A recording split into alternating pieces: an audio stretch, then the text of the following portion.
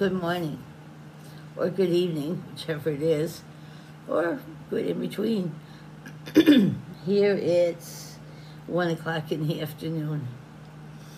So, this video, and I'm going to provide the text document as well with this. This is an overview of what I call mindful mental hygiene, which is really kind of an overview of how the little way of peace works.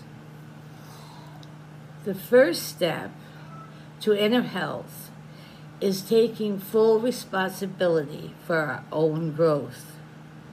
In other words, we are responsible for what we become, not the circumstances around us. Mental hygiene is as essential to living a healthy life as physical hygiene. The first step to inner health is knowing who we are and who we are not. In fact, I suggest when we're really beginning this process is take some time and sit down and make a list of that. Who you are and who you are not. Lots of times people call us stupid, and we know we're not stupid. But if we aren't consciously aware that we know we're not stupid, then we're always absorbing some of that. So make a list of who you really are and who you are not. And then don't let anybody change that for you. Stand for that and make it be so. The second step to inner health is developing an observer self. The third step is learning to set positive boundaries with others in our life and empowering ourselves to create a positive inner atmosphere where growth is possible. We are in charge of our own destinies. So we have to set up a structure inside of ourselves that will help us to grow optimally into the light. We cannot change what we do not realize. Unless we have an awareness of something, we can't change it. Therefore, we must increase the clarity of our inner realizations. We must become mindful of all aspects of our inner reality. We can give ourselves the power to change through the development of our own inner realizations and the disciplines that spring from them. Again, we can give ourselves the power to change through the development of our own inner realizations and the disciplines that spring from them. So we develop inner realizations, and then we develop the disciplines that we need to rise from those realizations that are limiting to us. We can be a tree that stands quiet and strong in the storm, or we can continue to be a leaf that is constantly buffeted by the wind. Take hold of the rudder of self and be the captain of the ship of life. Interchange begins when we make positive aspiration to observe our own inner emotional state moment to moment. It is a waste of time to try to change others. What we can change is our reactions and our interactions with them. No other can make us feel guilty or make us feel angry. The negatives created by others can destroy our peace only if we allow them to. Stop blaming others for inner unhappiness, for truly the only person responsible for our actions and emotional reactions is ourselves. Now, this doesn't mean that other people don't elicit anger from us, that sometimes we don't just get overwhelmed by sadness. All of those things happen. But when they happen, we have to be mindful and see how they distress us and disturb the flow of everything that goes on around us, and then we develop the realization of how we contribute to our own sorrows, and we begin to dig our way out of that. Dependency on others to nurture and feed our inner needs breeds an atmosphere where abuse is always possible. Expecting others to feed us emotionally, in the end, will only ensure that we will ever be hungry. If we learn to nurture and feed ourselves by taking responsibility for our inner growth, then, in the end, we find ourselves perpetually filled. Loving self is the first step towards loving others. This is what the common maxim, love your neighbor as yourself, says. We cannot fully love others until we have done the work of loving ourselves into life. We cannot give away what we do not have. Setting boundaries with others is proactive. Being defensive is reactive. Proactive is always more constructive than reactive. Set good boundaries. Express those boundaries calmly and expect that they will be respected. One of the first signs that someone is abusing you is when you set a clear boundary and they continually go over the boundary. And every time you calmly tell them, this is what I need, and every time they ignore you, and it escalates, it escalates, it escalates, and that is a very, very toxic pattern. That is a pattern of abuse. If you make boundaries and someone consistently disrespects them, then they are disrespecting you.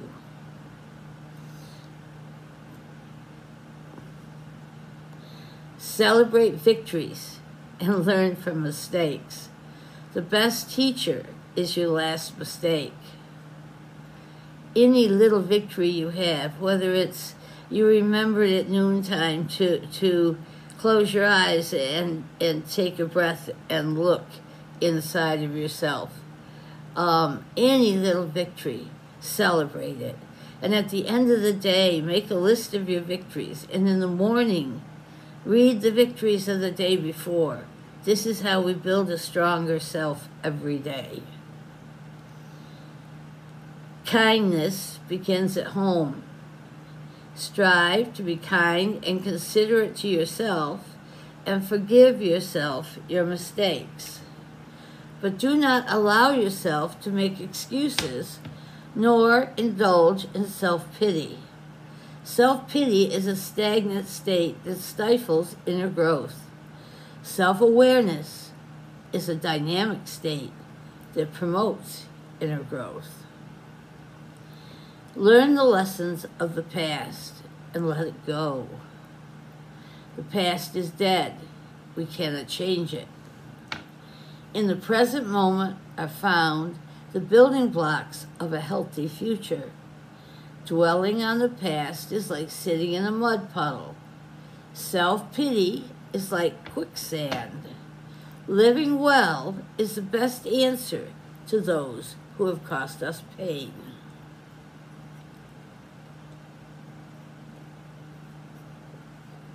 Little coffee.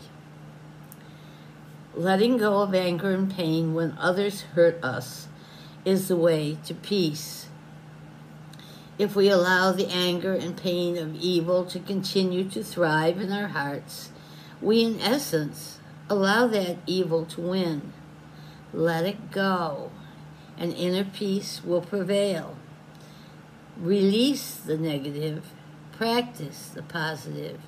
If you've made a mistake with someone and it was your fault, then reconcile with that person. Say you're sorry. Talk about where your practice broke down. Because when you do that, you are setting a good example to everyone to do the same. If we sweep our mistakes under the rug, we don't learn from them.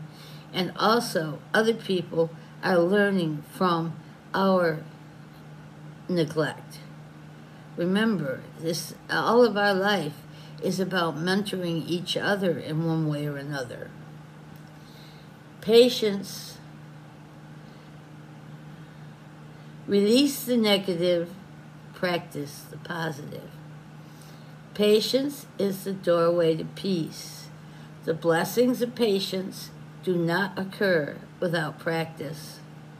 To know peace, we must learn to diligently practice patience, inner and outer patience.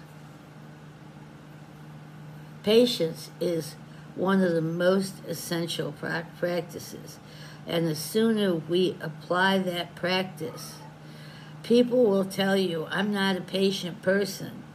Well, you're not a patient person because you haven't practiced patience.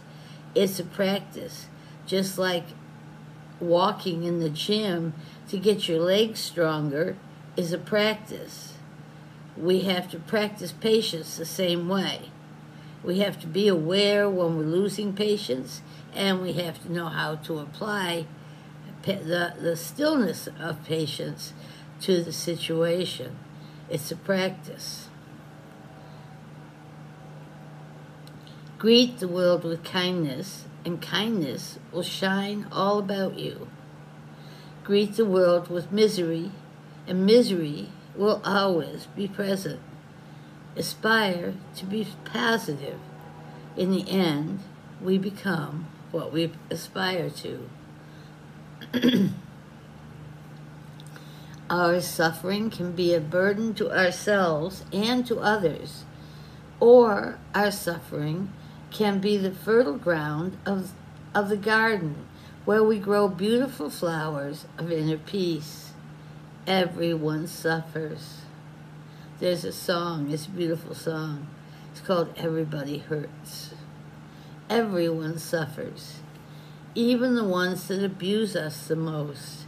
See the mistakes and sins of others in the mirror of yourself, and realize that often the mistakes are our greatest teachers, and the people that make us the most angry and give us the most difficulty, they also are wonderful teachers. So we should honor them as teachers instead of wasting our time being angry. Through the fire of difficulty, our love is honed. Look for the blessings in the darkness, and the light of hope will grow. The blessings are eternally before us. What we too often lack is the vision to see and believe in them. Give yourself the power to change. Believe in yourself. The sweet victories of peace begin at home in our own hearts. Look in the mirror each morning and smile. The person you see is your own best friend. Make it be so. If you have negative conversations with yourself, change them. For being your own worst enemy is never the way to positive change. Be a hero to yourself. Be a hero in your own story. Life blossoms when we befriend ourselves and believe fully in that friendship. Begin each day with a positive aspiration and end each day with a positive evaluation. Make a victory list and read it every morning as you begin your day. We are what we decide to be. We become what we aspire to. Kindness, compassion, patience, tolerance are some of the attributes of love. Belief in goodness and peace is an empty husk without practice. Moment-to-moment practice is the engine behind transformation that leads to mental and spiritual health. Be quiet, kind, and gentle with yourself, for how we treat ourselves is the essence of how we treat others. How we treat ourselves is the essence of how we treat others. Peace in the world begins with peace within. The peace is eternally there. It is our job to find it and reinstate its heritage. It is a beautiful world. Let us all practice our way to joy in it. None of these sound like spiritual practices, but the reality is that what this speaks to is the very core of mindfulness training, which leads to emptiness and in the end leads to the fullness of enlightened self-realization. So anyway, this is just a basic overview, and I think it's interesting to try to absorb each one of these points and turn it into a daily practice. There's no good in knowing anything unless you really apply it and practice it. Anyway, I wish everyone to find their way to the bliss and peace that follows these transformative, daily, moment-to-moment practices. Amen.